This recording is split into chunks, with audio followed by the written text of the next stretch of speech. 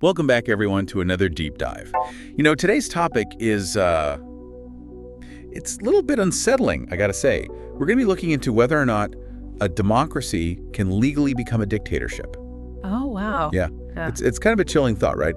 And what really sparked this deep dive was this fascinating story about Kurt Gödel. Oh, yeah, Gödel. The brilliant logician. He's most famous for his incompleteness theorems, but get this. He claimed to have found a loophole, a flaw in the U.S. Constitution. No way. Yeah, that he believed could theoretically allow the U.S. to legally transform into a dictatorship. That's incredible. I mean, This is a guy who really understood systems. Exactly. And so to really dig into this, we've got some great source material to work with. We've got excerpts from the Wikipedia article on Gödel's loophole itself. There's this really intriguing piece from the Epoch Times that delves into a specific theory. And we even found a lively Reddit thread. Oh, Reddit. Nice. Yeah, from the Ask a Historian subreddit where people are debating all these different possibilities. Now, here's the real kicker. Gödel, he never actually revealed exactly what he found. Oh, wow. So we're left with this tantalizing puzzle. A mystery. Yeah, this intellectual challenge to figure out what he might have seen. Right. That all these legal scholars and political scientists, they've missed. That others have missed, yeah. Exactly. And to guide us through all of this, this constitutional labyrinth, we have our expert here. Now, what I find so fascinating is that Gödel, he was a refugee from Nazi-annexed Austria. So he was deeply concerned about the potential for tyranny, you can imagine, right? Of course, yeah. And while he was preparing for his U.S. citizenship test, this was back in 1947, he told his friends, including Albert Einstein, that he'd stumbled upon this constitutional loophole. And the story goes that during his actual citizenship test, he actually tried to bring this up with the judge. Yeah. When he was being reassured that, such a thing could never happen in the U.S., he apparently retorted, oh, yes, I can prove it. He said that. That's the story. To a judge. To the judge, yeah. That is incredible. Now, whether that exchange actually happened exactly as described or it's been, embellished over time, it really highlights just how serious Gödel was about this discovery. It sounds like a scene straight out of an '80 movie. It does, doesn't it? It really does. So where do we even begin with deciphering what this loophole could be? Well, that's the question, isn't it? I mean, we have to put on our thinking caps. Yeah, our logician hats and try and... Yeah, Gödel was a logician, right? So he was likely looking for inconsistencies or contradictions within the Constitution itself, not necessarily, external political maneuvering. Yeah, he was looking at it as a system. Exactly, yeah. So what are some of the theories that have emerged over the years? Oh, there's a lot. I bet. Yeah, ranging from the seemingly obvious to the downright bizarre. Okay, like what? Give us an example. Well, for instance, some believed that the president could orchestrate a coup, classic power play, and then just use the pardon power to clear everyone involved. Oh, that's interesting, like a self-coup almost? Yeah, but remember that the idea of Gödel's loophole is that it's legal. Right. A coup, subsequent pardons, that would all rely on breaking the law, not following it. Okay, yeah, that makes sense. So that one doesn't really fit the bill. So what about Congress? Congress. I mean, they have a lot of power. What if they exploited the Commerce Clause, the one that gives them power over interstate commerce, and just basically grab unlimited power? I mean, You could argue that practically everything is tied to interstate commerce in some way these days. True. The Commerce Clause has definitely been subject to debate and interpretation, but even the broadest interpretations still place power in the hands of Congress, a democratically elected body. A dictatorship implies a concentration of power in a single individual, or a small unelected group. So again, not quite aligning with a legal path to dictatorship. Okay, yeah, that makes sense. You're right. Man, this is trickier than I thought it would be. All right, so what about a president declaring permanent martial law? I mean, essentially, they'd be running the country by decree, right? Yeah, that scenario gets closer to the mark because it does touch on this idea of executive overreach. Okay. However, the Constitution does limit the president's authority to impose martial law. It's generally understood to be a temporary measure, restricted to areas directly affected by conflict or extreme emergency. And importantly, Congress controls funding for the military, providing a pretty significant check against that type of power grab. Interesting. Okay, so even the seemingly most powerful provisions of the Constitution have limitations. What about the Supreme Court? Oh, the Supreme Court. What if they went rogue? Went rogue, huh? Yeah, and started issuing rulings that basically gave them absolute control. Well, that highlights the potential for what some call judicial tyranny. Okay. A concept that's been debated, since the founding of the U.S. But the Constitution offers safeguards against this as well. Remember, Congress can impeach and remove federal judges, including Supreme Court justices. Okay. And can pass laws that limit the court's jurisdiction or even restructure the entire federal judiciary. Not to mention, they also control the funding for the courts. Right. Wow, this is giving me a whole new appreciation for just how complex the U.S. Constitution really is. It's an amazing document. It really is. It's like this carefully crafted machine with all these checks and balances designed to prevent tyranny. But what if the people in power just ignore them?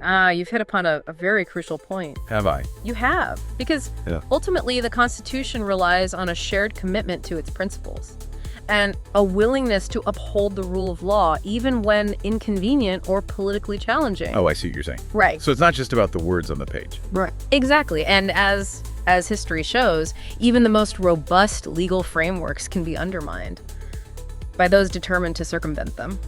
That is a very sobering thought. It is. Okay, so let's keep digging here. What about the president manipulating recess appointments to stack the government with their allies? Well, the recess appointment power does allow the president to fill vacancies in federal offices while the Senate is in recess, but these appointments are temporary. Right. They expire at the end of the next Senate session. Okay.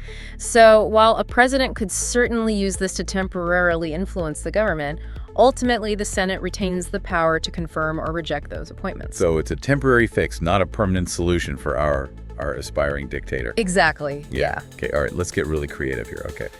What if Congress decided to admit a ton of tiny new states? Tiny new states? Yeah, and then use those new states to amend the Constitution however they wanted. I mean, it sounds crazy, but is it possible? Well, the Constitution grants Congress the power to admit new states, but it explicitly prohibits forming new states within the jurisdiction of existing states without their consent. Oh, okay. So creating a bunch of tiny states out of thin air, not something Congress can just do unilaterally. Right.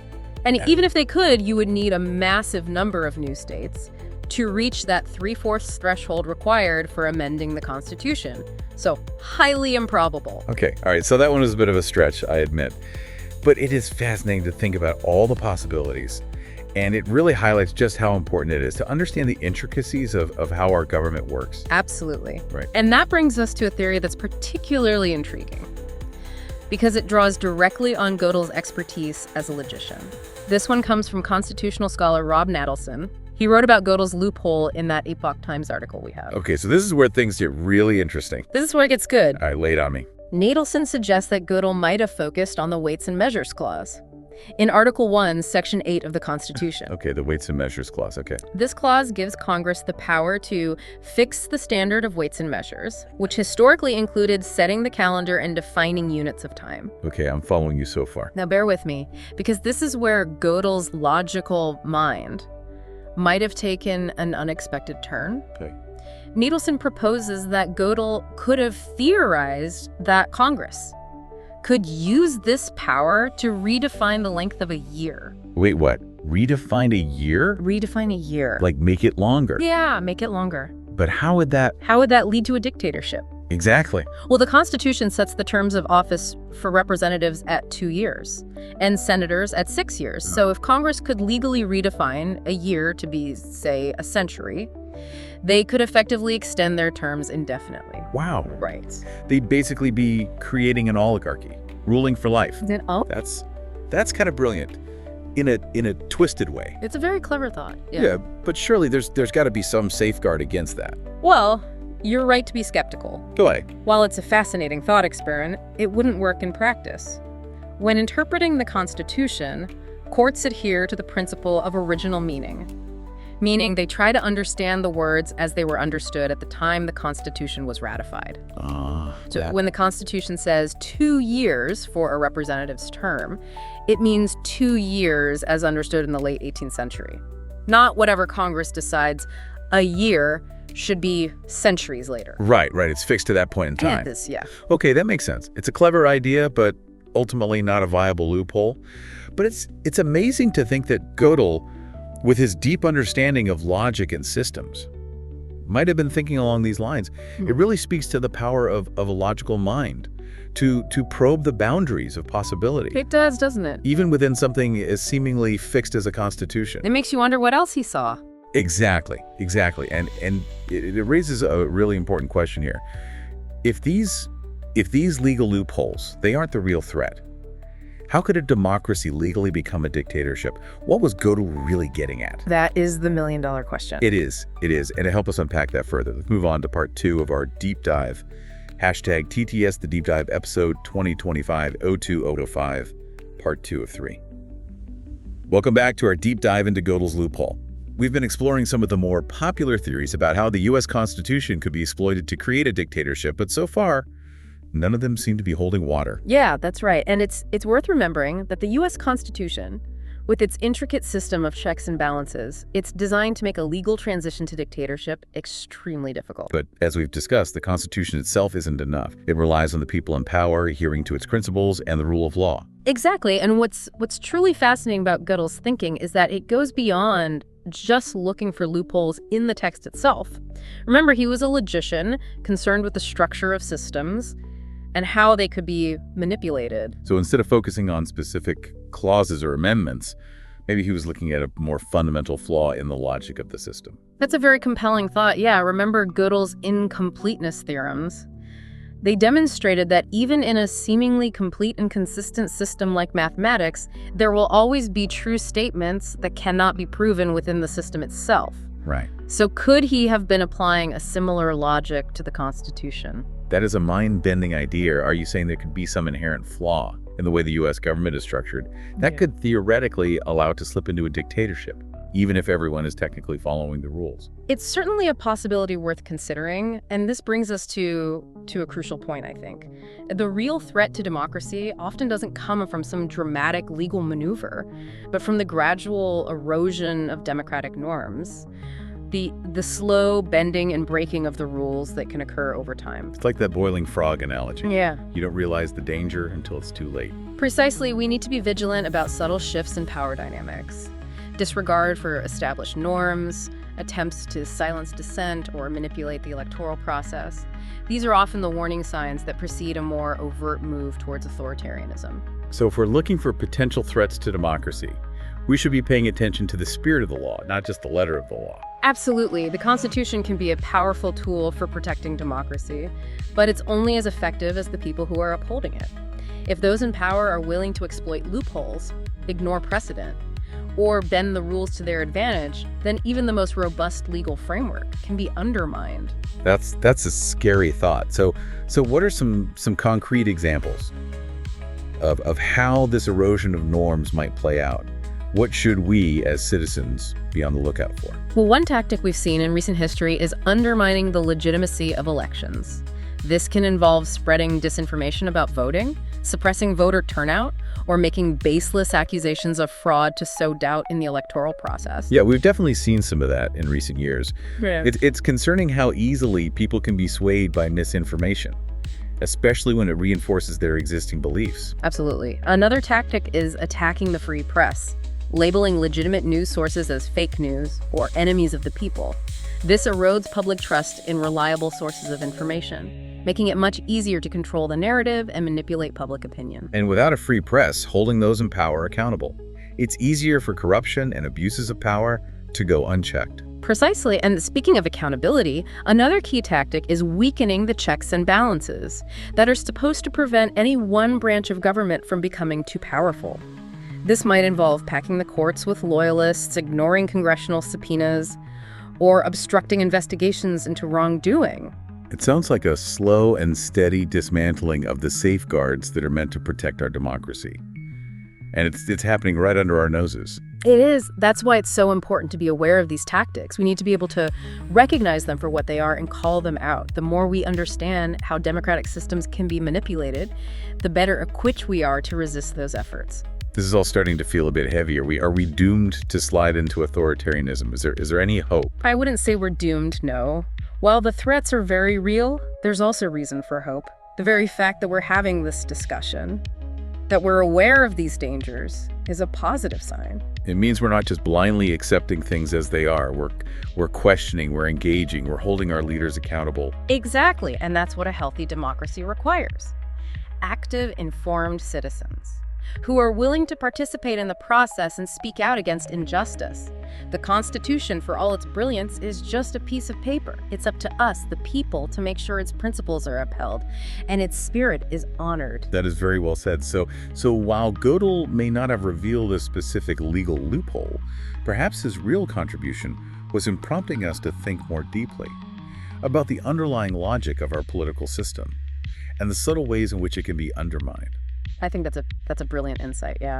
Gödel's loophole, even if it doesn't exist in the literal sense, serves as a powerful reminder that we can't take our democracy for granted. We need to be constantly vigilant, constantly questioning, constantly engaged in order to protect it.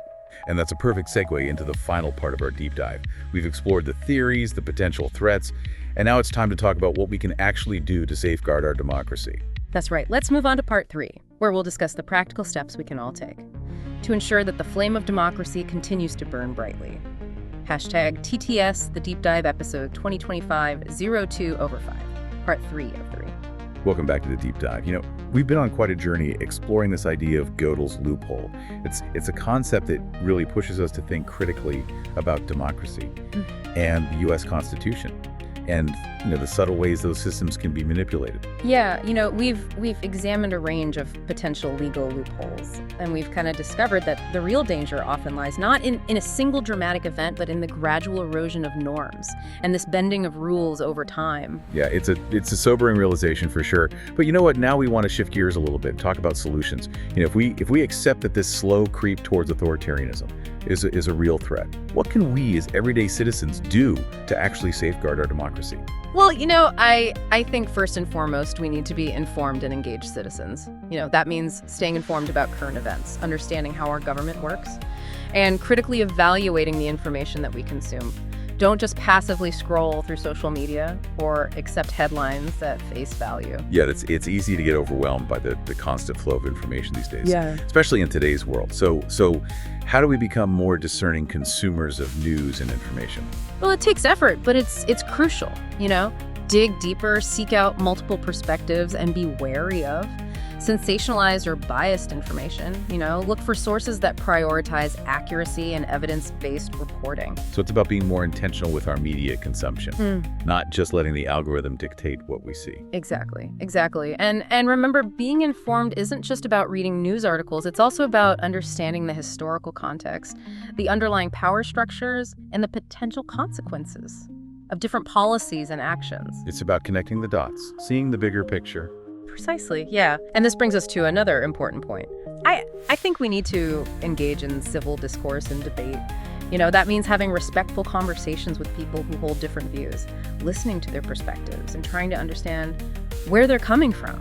I'll admit that one can be tough, especially in today's polarized political climate where it often feels like we're talking past each other, not to each other. It is a challenge, but it's precisely because of this polarization that we need to redouble our efforts to bridge divides and find common ground. When we shut down dialogue and retreat into our echo chambers, we only reinforce those divisions and make it easier for those in power to exploit them. So it's about finding ways to disagree without being disagreeable, Yes, right? exactly. To have those tough conversations without resorting to personal attacks. Right, and remember, the goal isn't necessarily to change someone's mind, but to foster understanding and build relationships, because a healthy democracy requires us to engage with each other, even when we disagree. Okay, so we've got staying informed, engaging in civil discourse. What else can we do to be active participants in our democracy? Well, we can also participate in the political process in more direct ways. Voting is essential, but it's just the starting point. We can volunteer for campaigns, contact our elected officials, attend town hall meetings, or even run for office ourselves. It's about getting involved, making our voices heard, and holding our leaders accountable. Precisely, and it doesn't have to be a full-time job. Even small actions can make a difference, Write a letter to the editor, share an informative article on social media, or even start a conversation about these issues with your friends and family. It's all about creating a culture of civic engagement, where people feel empowered to participate and make a difference. And that starts with each and every one of us. I couldn't agree more. Democracy isn't a spectator sport. It requires active participation. Well, I think that's a powerful message to end on. We started this deep dive by exploring this theoretical possibility of a democracy legally transforming into a dictatorship. And while we debunked some of the more, outlandish scenarios, we also uncovered some unsettling truths about the fragility of democratic systems and the importance of vigilance. But ultimately, I think this deep dive has been a hopeful one. It's a reminder that we have the power to protect our democracy, not just through our votes, but through our everyday actions and choices. By staying informed, engaging in civil discourse, and participating in the political process, we can ensure that the flame of democracy continues to burn brightly. Absolutely. Well, thank you all for joining us on this deep dive into Gödel's loophole. It's a concept that continues to spark debate and challenge us to think critically about the future of democracy. We hope you'll continue to explore these ideas and find ways to engage in your own communities.